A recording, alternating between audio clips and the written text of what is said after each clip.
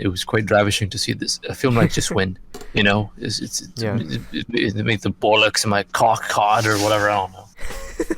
Hello and welcome to the Award Tour podcast, where myself and my co-host Alex the Menace go over and watch the Best Picture from the Oscars, or the Academy Awards, as they were known originally, and still are. Still are, but the show is now called the Oscars, so the broadcast of it.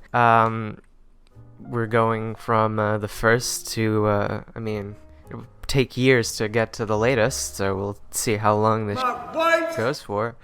You're not supposed to swear early in YouTube videos, but starting. Just censor it with like a sound effect or something.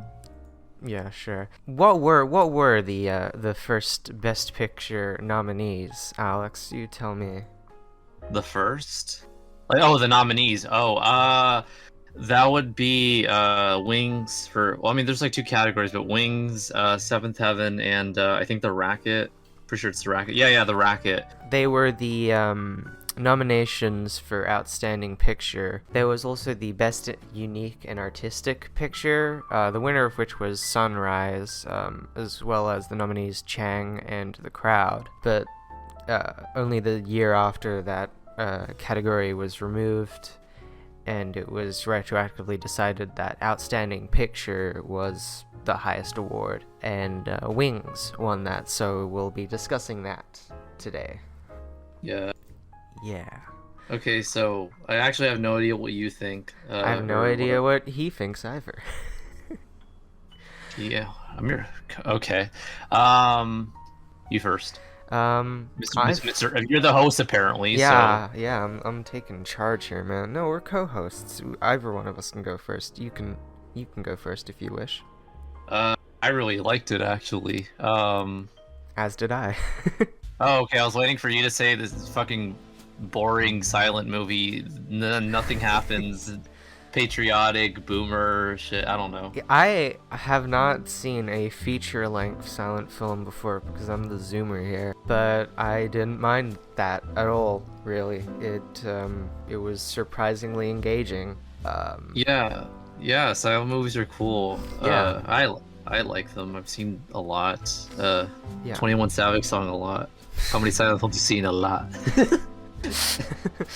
I was unsure what I'd think of the movie, but yeah, I thought it was weirdly really good. I was expecting something really sort of smolty and overly patriotic. But That's how it started. It kind of started out like that, and I was like thinking it was gonna go that direction, but not exactly. It's kind of surprisingly not super glorifying of war. It's especially for the time, it's a very realistic portrayal, as realistic as one could hope for, I guess. Yeah. It's like I don't know when this is gonna come out. If it's supposed to come out like the day of or the day before or whatever of this year's Oscars, the 2023 one. But I found a lot of similarities with what's nominated this year with Top Gun Maverick. Yeah. In terms of like the fact that like both use like actual like planes and like the stunts are for real with the planes. Yeah. Like they actually and the only reason I know this is because I saw The Aviator, the Scorsese movie that's based on the guy who made this movie and the movie itself and whatever. How we actually like waited for the right weather conditions, because there was constant like bickering about like why don't we just do this like for fake? It's like, no, it has to be real. And like once the sun was up, it's like, okay, the weather's good, everybody go, get in your planes and start filming, and strapping cameras to planes and other kinds of stuff. And it's like, I don't know, I that's kind of what stood out to me. It's like sort of like Top Gun Maverick with the whole using, this is for real. We're actually going to fly these planes and strap the camera to the jet and like, show all this stuff. And also it's more like the first one where it's like has like, I don't know, gay undertones with like the romance right. there. We'll get to that later on. We'll get to that later on. Yeah, but I don't know. Interestingly, the director as well as I forget his name, Arlen, who played David in the movie, both had experience being aviators during World War I. That's why he got picked to make the movie anyway. And he Arlen plays David. We'll say David or say the character's name. He actually did fly the planes for real, and Charles Rogers, who plays the main character Jack, underwent flight training and did perform the stunts himself as well. No, yeah, it's literally like the Top Gun Maverick of its day. I found it very interesting. I had no idea that was even really possible at the time for them to strap cameras to that stuff. Well, yeah, especially because cameras were really cumbersome and like super inconvenient to take anywhere. Versus these days, you can get a really nice camera that's super portable and put it in your backpack or like walk around with probably it. Like way more sensitive to braking as well, honestly. Yeah, but yeah, they did it for real. Which again, that I watched that movie like months ago was kind of like good for me. It's like, oh, I didn't think I'd be watching this movie so soon, but yeah, the guy was like a perfectionist and really wanted to do these things, and well, that's I don't know, that's a big thing to take away from this is like the action, because I said Top Gun Maverick, but like I think it's probably more impressive for its time at this doing what it does, because I found it impressive even now. It's like, oh, that's like cool. They're actually like flying the planes and they're like, I was like trying to see like, is this fake? And then I remembered like, no, this is real. Yeah. And I don't know, must have been, I don't know, super impressive to see. I mean, it won an award for like best engineering, visual engineering, which essentially just means the special effects category of the time. But yeah, because it's just like, I don't know, really impressive. Yeah. So, which version did you watch? Did you just watch the version on YouTube? No, I have through a friend a Canopy account. Because I actually read it went public domain this year, so the timing was pretty good for both to start with this year. It went public domain. The version on YouTube that I watched was the 2012 restoration. That's the one I watched also. Yeah, which you can tell because there's like several Paramount logos leading up to the opening of the movie. That's which the I thought was version cool. Available on YouTube, and the version you watched as well. So that's cool. Yeah, that's the one I watched. Very clean. Also on the topic of just the film, the original orchestral score apparently was arranged by J.S. Zame. I can't pronounce his name. Let me. Zamechnik,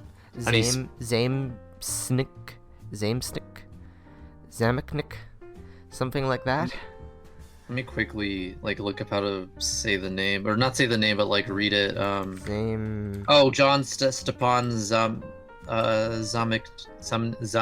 I think it's like a. It's not. I don't know. I think it's Zamenek. Yeah. Something like that.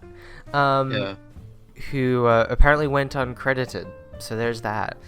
Yeah, even though the score is pretty prominent throughout the movie, which I mean, it wasn't synced up with the whole thing, but you know, still like it was re-recorded, I guess, because the original audio, the oldest audio that probably exists of that recording is probably in really poor condition. So it's like, well, we'll just re-record it. We have the notes. They also added sounds, which I don't think were there originally, like all the plane sounds and stuff, because the movie was literally a silent film, so it didn't have any sound synced up to it. Yeah. I found it interesting when the Stars and Stripes, the national anthem is sort of worked into the score at points as well. That was interesting. Yeah. So I have several pages of notes because I'm a massive fucking nerd, so I have those to reference. So we first see Jack. He's working on his little car. Yes.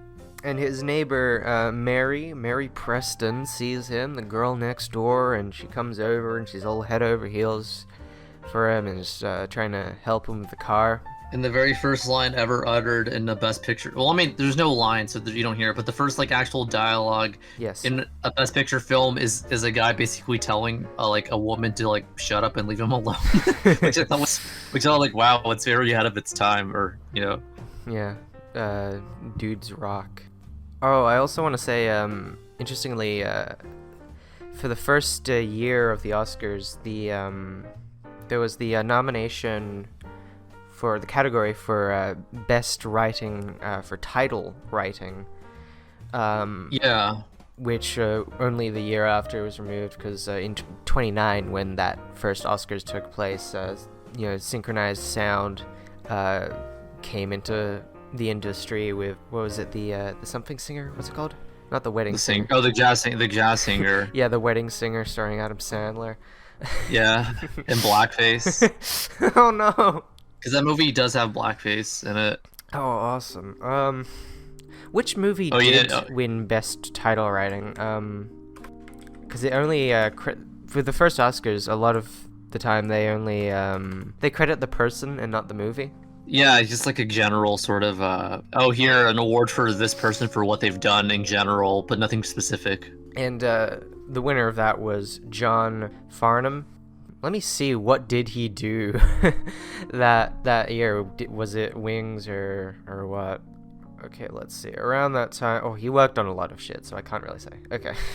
But yeah, so Jack, he's working on his car, and then his neighbor, Mary, so she paints the little, the shooting star image on it very sloppily, and then it cuts, and then it's really clean and looks great, which was funny. Then he just drives off, and we see that this shot of, we're introduced to Sylvia Lewis and David Armstrong, more high-ranking members of society in this small town. And they're on. It's a shot with a swing, right? Yeah, they're on a swing, and I thought that show was really interesting and well done. Yeah. I thought it was for a second. I thought the background was like rear projection until the guy actually came up to them. Like, oh wait, no, that's just. It looked like a projector in the background, because I was thinking like, well, duh, because no way they can actually get this giant fucking camera to move up and down with the swing. And it's like, oh no, they actually did it, which looked.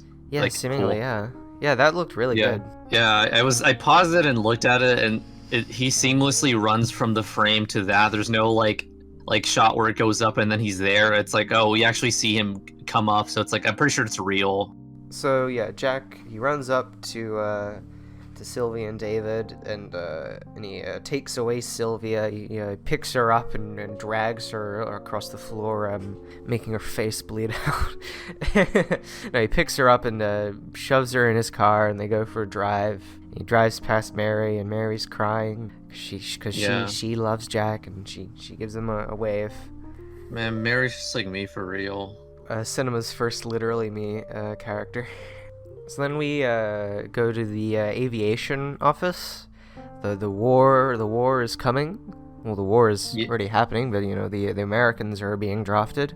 Yeah. And in the aviation office, there's a Herman Schwimpf, a Dutchman, who is questioned by the officers there until he takes off his jacket and reveals a American flag tattoo, and he jiggles his arm fat to make it wave, which is really gross.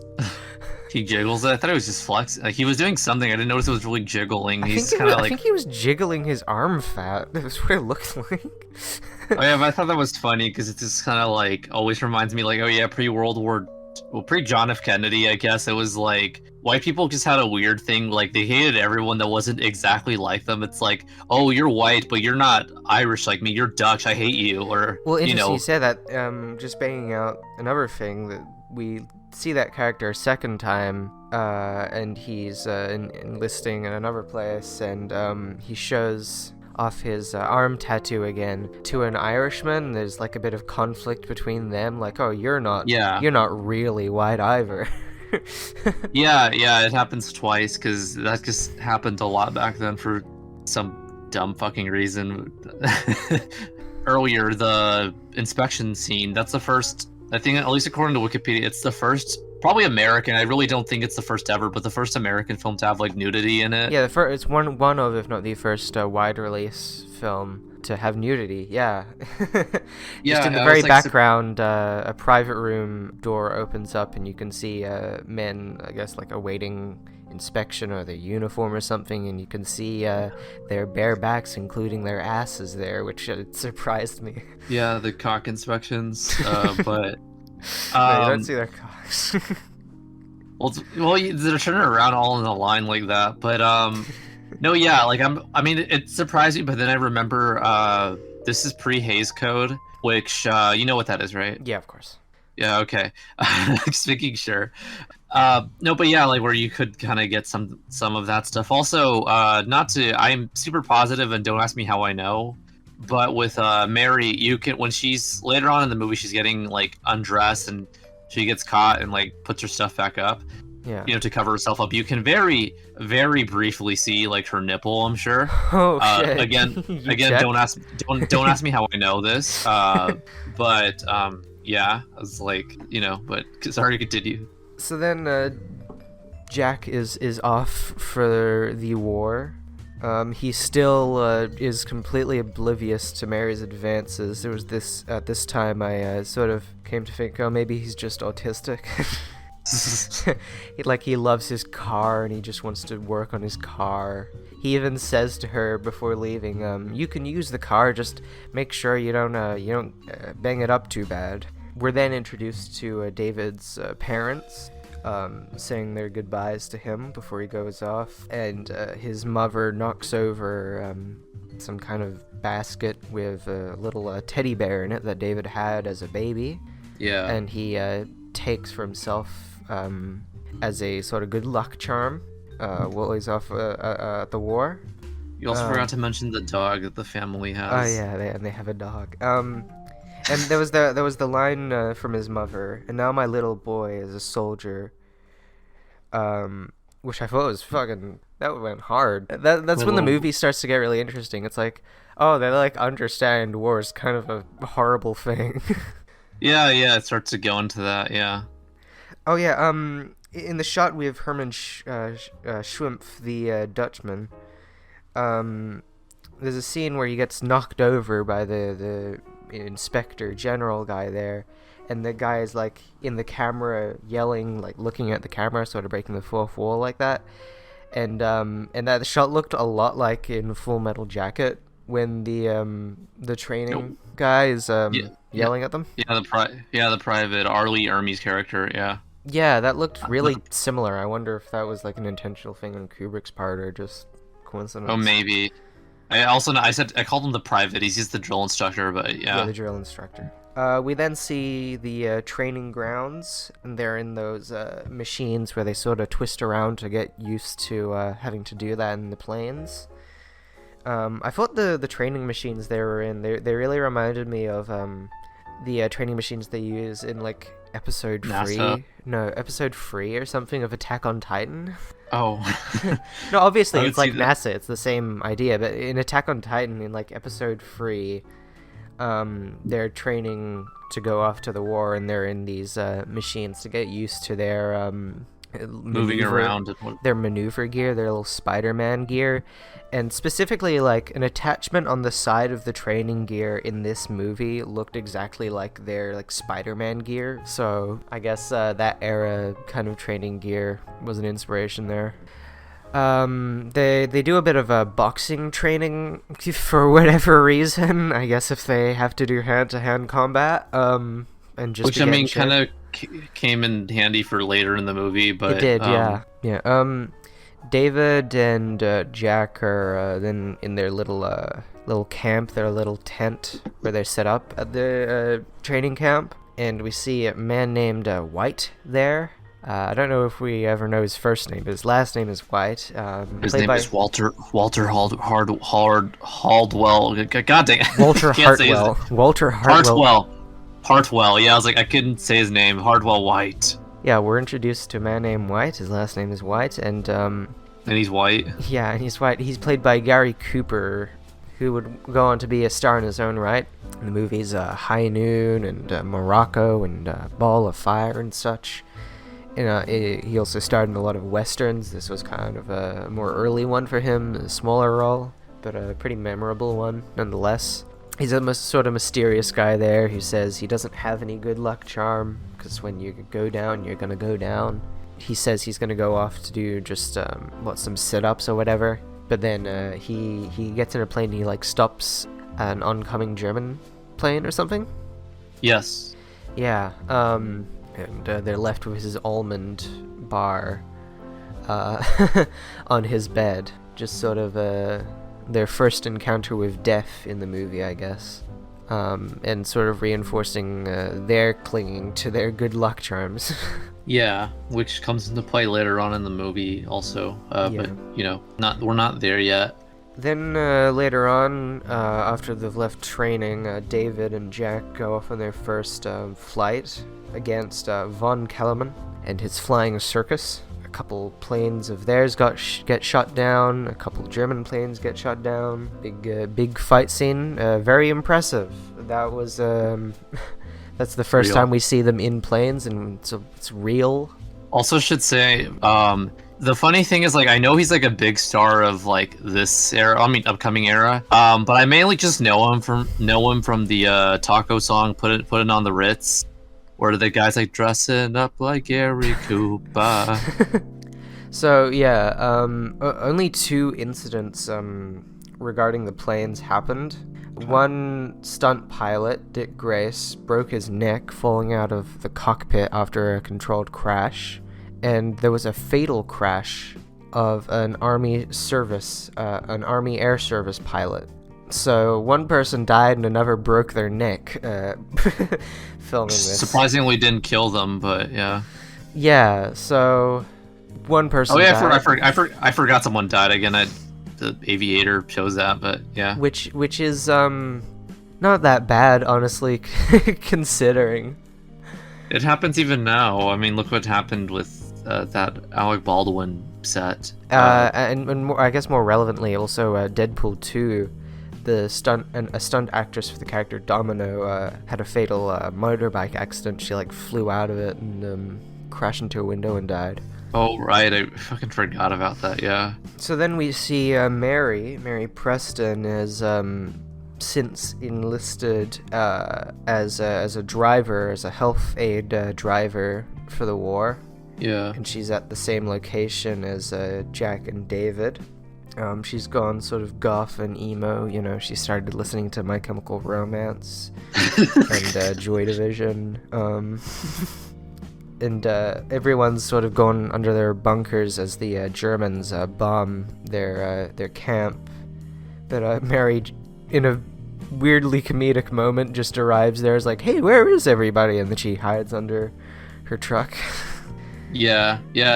She's what's a good example? I'm trying to think of a modern character like her. She's like I don't know. She's like annoying to the main character, but she's like clearly right for him because she's like nice and supportive and like she's funny. I like her. She's a character.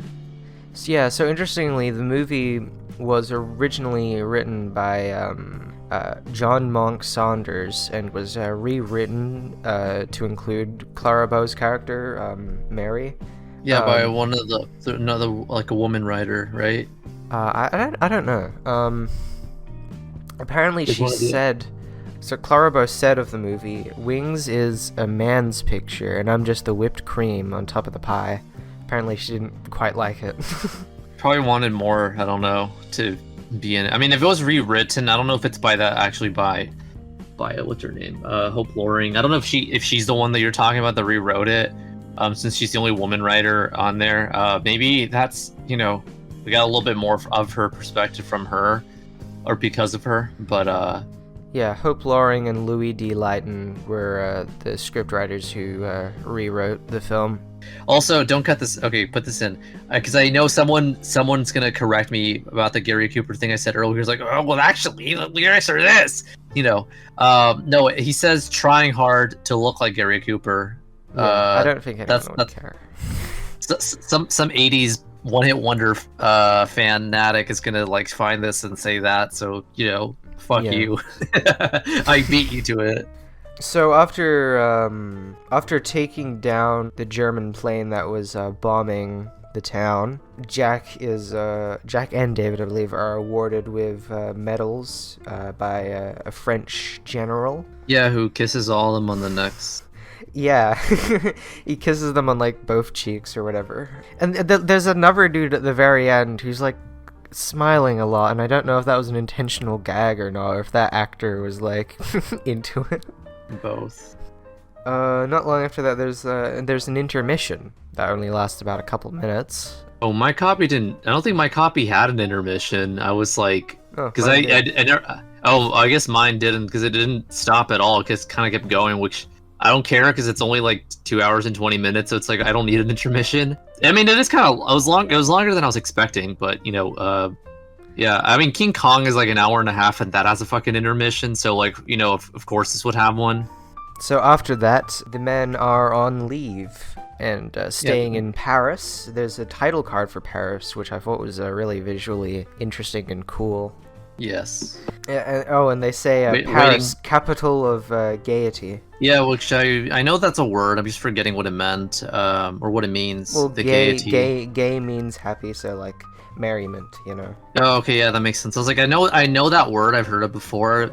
It's not a commonly used word anymore because that word is fucking been. It's meant something different for a long time. So then Mary is wandering around.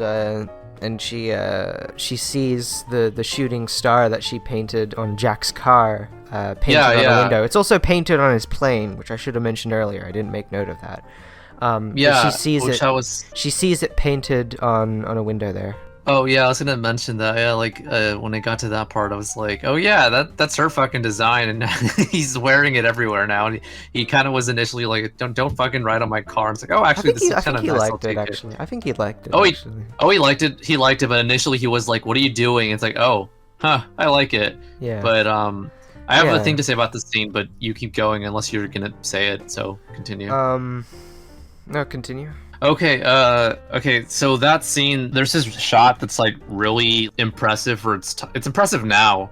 This like tracking in like a crane shot of like the camera kind of gliding through all these people and they're at their tables having dinner until we finally get to where David and Jack. Yeah, where they're sitting at, like the camera kind of goes from like going kind of gliding across these tables.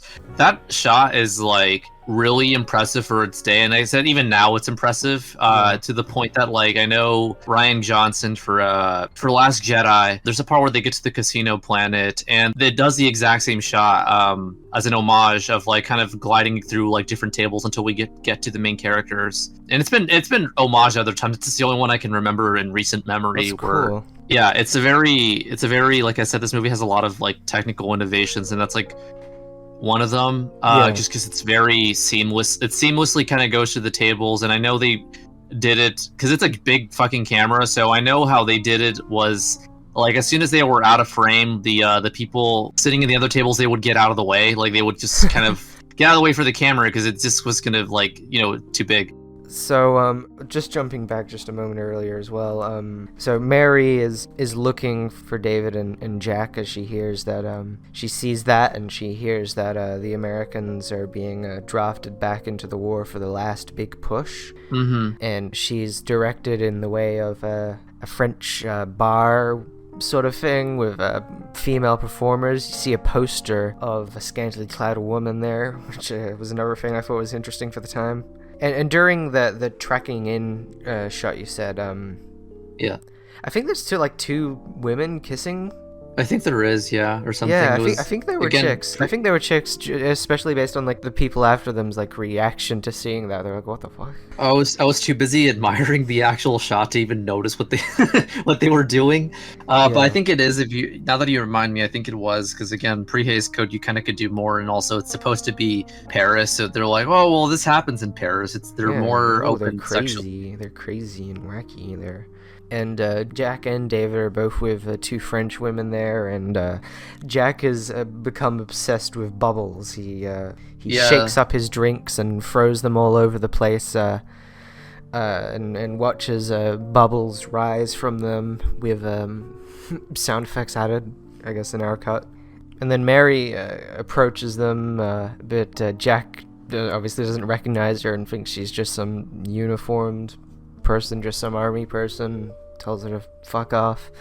I like the shot where she's like almost coming into focus for him. I thought that looked cool. But it cuts away right before we do, because he kind of stops paying attention. It's way too blurry, and by the time he's like starting to kind of focus, he's like, I mean, he kind of like forgets, like, who cares, I don't know you.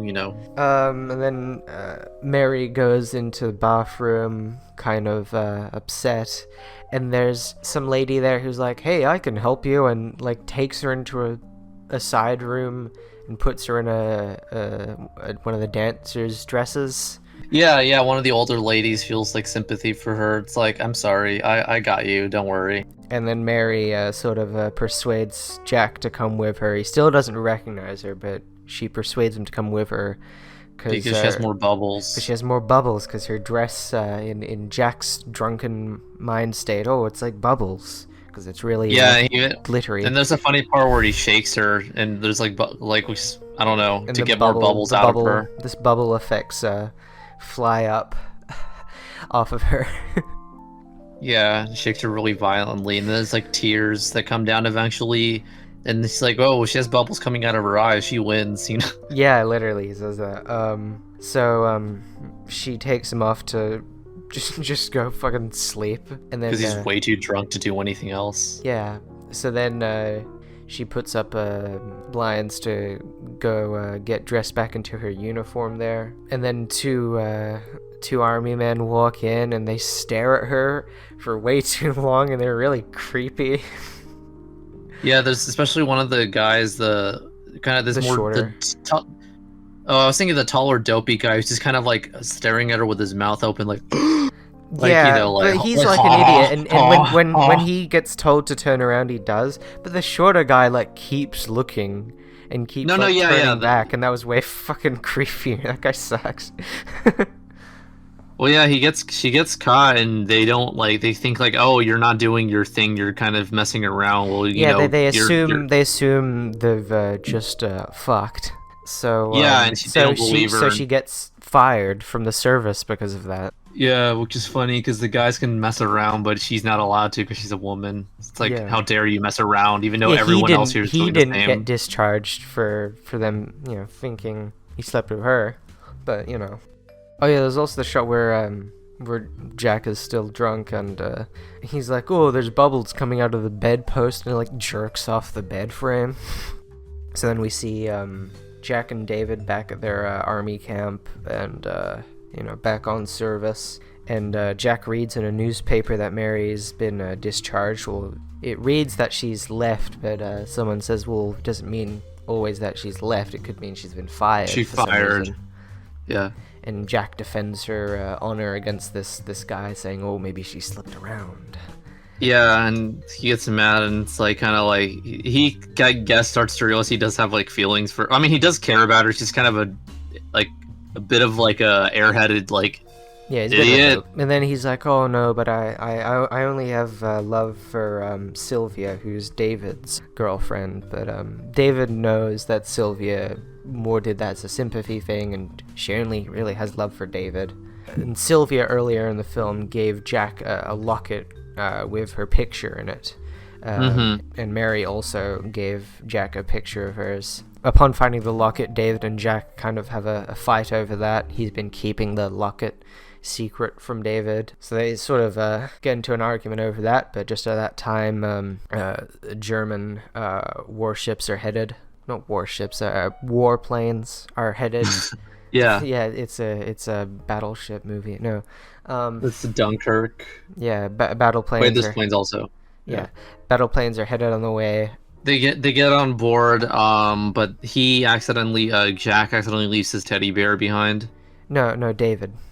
David, god dang it, I keep forgetting the names. Yeah, David leaves his teddy bear behind. Yeah, David leaves his teddy bear behind, which Herman Schwimpf, the Dutchman, who is now their engineer, he notices and he tries to bring it out to them, but doesn't get to. So there's a couple balloons, balloon planes, war balloons overhead, and they shoot those down, which I thought looked really fucking cool. Yeah. That shot. There's also a shot of a soldier dying, and someone passing him by just gives him his cigarette.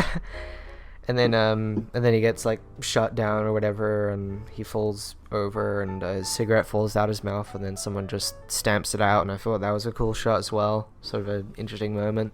So Jack heads over to the balloons, but David gets sort of cornered by a couple German aviator planes and gets in a big dogfight with them and gets shot down, He survives. He gets cornered. Yeah, he escapes. He falls into a river and escapes. So Jack is under the impression that David is dead, as far as he knows. As he heads back, he gets the message from von Kellerman, who sends a note down saying that he killed David. But David is still alive, but Jack thinks he's dead, so he kind of goes on a bit of a war path during the final push, and he shoots down Germans heading over a bridge. He shoots down a ton of planes. He's like going fucking hard. While at the same time, David is They killed his lover.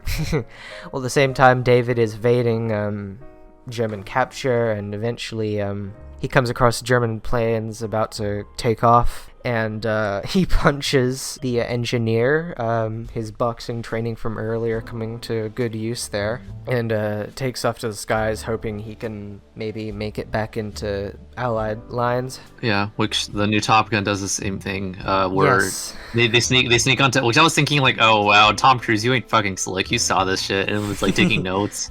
But no, yeah, like how they both steal like an enemy plane on enemy territory and try to and get shot. The only difference and whatever. being in Top Gun Maverick, they obviously have modern technology, so they're still able to communicate with their people and say, hey, we're in this plane, help us out. Whereas David, as far as anyone is concerned, that's just a German aircraft. It's got the Iron Cross on it. So Jack, on his way back from his little warpath, comes across it and thinks he can get it Get down, one and he more in. does, and he shoots it down as David is trying to get his attention, like, hey, it's me, don't you recognize me? Well, yeah, which I was thinking, like, he probably should have been, like, suspicious, like, why is this German plane not engaging with me at all? He's just, like, not even trying to fight. But, I don't know, it makes sense why he wouldn't even think about it, because it's war, like, he's not gonna think twice about it and get killed. He's obviously still a bit blinded by thinking David is dead, and he thinks he's avenging David, when in reality, he shoots David down, and David falls, his plane falls into a house in France. The lady and her young daughter, are like praying to a cross there at the time. So David falls down, and Jack lands next to the plane, and he cuts off the Iron Cross from the tail. But then the French lady says, Monsieur, he hasn't long left to live. You must come here, he's only young. So Jack comes in thinking like, hey, fuck this kraut bastard, before seeing it's David. Oh shit. Yeah, and then he gets all emotional about it. And then so they're embracing each other closely, like holding each other's heads and like crying, and David assures him like, don't feel bad, you did shoot down another German plane. That's all that matters. Yeah, and you couldn't tell, like, it's not your fault you couldn't tell. He values his friendship with him, and that's all that matters to him, and then they kiss. Mouth to mouth. That doesn't happen. They don't kiss mouth to mouth. It's mouth to mouth, dude. The kiss on the cheek, I don't remember it being mouth to mouth. Look again. I'm gonna look again, dude. That's what while you're looking at that, that's what I wish, since Tom Cruise clearly did his homework, I kind of wish he took after this plotline also, where Tom Cruise's character kills Miles Teller's character. It's like the side, it's like the side of the mouth. I'll send you the screenshot. Anyway, I just wanted Tom Cruise to kill Miles Teller's character. That would have been great. I don't fucking like him. Oh yeah, that's interesting. That's pretty much on the mouth. One of the French soldiers there says to Jack, c'est la guerre, meaning it's the war. Yeah, that's war, yeah. So after that, Jack, he carries David's body out, sort of similar to, what is it, Cain and Abel, that painting? Cain and Abel? Yeah, carrying...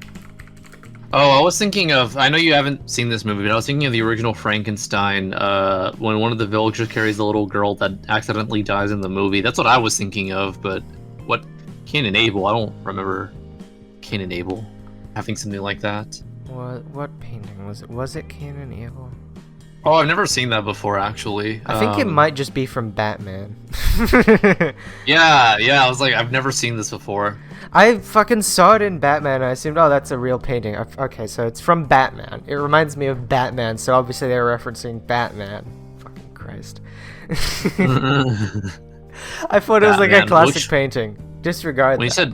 you said Batman, which Batman are you talking Arkham about? City. So he carries his body out. So then Jack is back in America, back in his hometown. He's being welcomed with a parade and welcomed by the mayor. Oh yeah, we didn't mention that shot where he's laying dead on the Iron Cross flag thing. Shit! Yes, yes. Like, I was like, oh, that goes hard. I like that shot. It's cool. Yeah, there's a shot of David laying on an iron cross, surrounded by like rocks and flowers or whatever. The iron cross that Jack had cut off from the plane that he was shot down with. So yeah, Jack is welcomed back to his hometown. The mayor is there. A whole parade is welcoming him. So then Jack has to go see David's parents and gives the mother the teddy bear that David had been carrying. Yeah, and the dog also is there again. So it's just funny because they both kind of like silently like approach him, and then the dog like quickly scampers over to them very politely. Yeah. But yeah. Yeah, so he has to give the teddy bear to the mother that David had been carrying, and the mother says, I wanted to hate you, but it wasn't your fault, it was war. Yeah. Which again goes really hard. Yeah. The mom just has bars. So then Jack goes and sees Mary back, they're like sitting in the shooting star, the car that he had at the beginning. And Jack apologizes for being with a woman who, of course, he doesn't know was Mary, but she doesn't. Yeah. But she doesn't let on. She just says, "What happens from now on is all that matters." Yeah, and saying like I was there. She says I was there too. You know, I saw what happened in war. Kind of saying like it happens. You know, people do things. It's okay. But yeah, she doesn't really tell him directly that it was me. And then they say earlier on in the movie, Mary says, "Oh, you know what happens when you see a shooting star? You can kiss the girl you love." She says that about the car, but then at the end they see a real shooting star. Mm-hmm. And Jack says, "You know what you do when you see a shooting star?" And Mary says, "You kiss the girl you love." And then they kiss. And it's a very nice ending, and the movie ends. Yeah. So, movie. Now We that recapped the whole movie. Yeah, we recapped the whole fucking movie, Nostalgia Critic style, baby. Yeah, I was literally gonna say Nostalgia Critic. But it's fine. It's a podcast format. Also condense it down a little bit, but yeah. Yeah, and I want this to be accessible if you haven't seen the movie. I don't want you don't have to have seen this silent film from the 20s to listen to this podcast. But we would recommend it, yes? Yeah, I demand my audience. I don't know what channel this is going to be uploaded, or if it's a separate channel, but if it's my channel, I expect you guys to only watch me for YouTube poops and cartoon video essays and nostalgia stuff to take to take film seriously enough to watch a silent film. Yeah, my audience is totally not going to be alienated by this, but whatever. I think on the after show episode, not after show, but the after dark episode where we discuss the other film, we'll more get into some of the more specific history stuff, but just specifically in reference to the movie. What else is there? We're not going to talk about the award show, right? Yeah, we'll talk a bit more about that, like not like specifics, but just history stuff. Oh, I was just gonna say specifically like how it was like 15. It was only 15 minutes long, which God, that's so short. Yeah, we'll get more into that in another episode. I think this first episode will just focus more on the movie and the basics and stuff. So the movie's budget, do you know what it was? Yeah, I know adjusted for like inflation, it's like $28 million. Okay, American dollars, obviously. It was originally $2 million, and Yes. and roughly now it would be roughly 34 million. I thought it was 28, but yeah. Oh, now, yeah, it was adjusted for like 2017 or whatever, but yeah. Yeah, adjusted for 2023, roughly $34 million this movie cost. Which is really, really cheap for a modern movie. Like a $34 million movie would be like nothing these days. It's like versus then it's I don't know.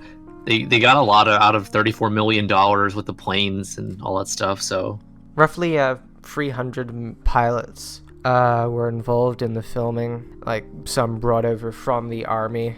Yeah, which the director got into some like scuffles with them about like certain things because they were supposed to monitor. It's like, hey, don't do that. It's like, well, I'm the director. Fuck you, you know. Yeah, the director wanted full control. He said something along the lines of, there's a quote. After one argument, Wellman retorted to the commander, "You're just a goddamn fool because the government has told me you have to give me all your men and do just exactly what I want you to do." Yeah. Forgot that was the line. Yeah, it's again, it's in the movie, but which I think might be good homework to watch maybe. But you know, he's one of those kind of directors. Like, I want full control. It's my fucking vision. Some more just broad thoughts in it, though. Okay, yeah, this is kind of where I'm a little more comfortable because I'm like, oh, I don't talk bit for bit about a movie, but yeah, I found it surprisingly, well, not surprisingly because like of the era, I've seen like a lot of silent movies, but surprisingly like entertaining in terms of like how it started off initially. I was thinking like, because I didn't know anything about it except for The Aviator, but that's more about the making of the movie, not the movie itself. The Martin Scorsese film for the audience. Yeah, with Leonardo DiCaprio as not William, like Wenders, forgetting his name, William A. Wellman. Yeah, no, but yeah, it's like surprisingly not super duper patriotic like I was expecting it. How it started off, it's like not the most critical war movie ever because it still kind of makes it kind of look a little bombastic and whatever. But it's like it does kind of commentate on like kind of war, especially World War I opinions at the time, that this was like a pretty sad, like not fun, heroic war at all. And it's surprisingly pretty like funny in parts. And again, not because of the era, but just because I wasn't expecting this movie to